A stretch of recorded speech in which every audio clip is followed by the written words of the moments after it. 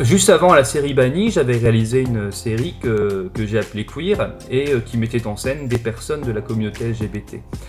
En discutant avec eux, en les rencontrant, j'ai aussi été amené à rencontrer beaucoup d'associations, puis à être invité dans des événements où j'ai pu discuter de ces questions. Et puis à un moment est venu sur le devant de la scène politique la question des réfugiés qu'on appelait donc des migrants, un terme qui ne me plaît d'ailleurs pas particulièrement.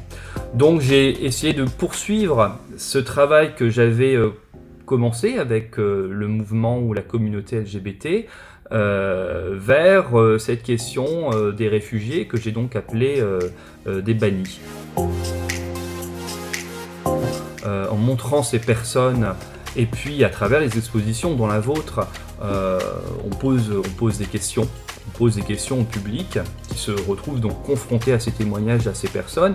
Et puis je crois aussi qu'il y a la façon que j'ai adoptée pour les photographier.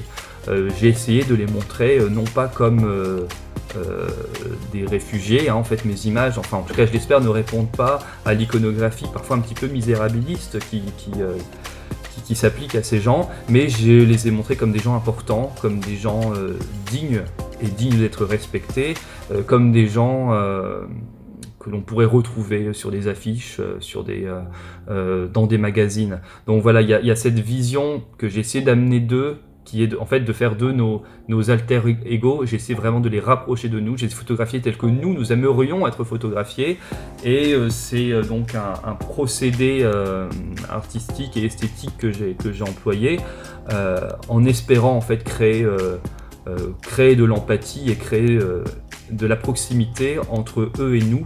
Et le but en fait principal, c'est qu'en voyant ces portraits, en lisant ces témoignages, je dise en fait oui, lui, elle, en fait c'est moi, en fait nous sommes les mêmes, nous sommes pareils, et dans sa situation, j'aurais certainement agi de la même manière.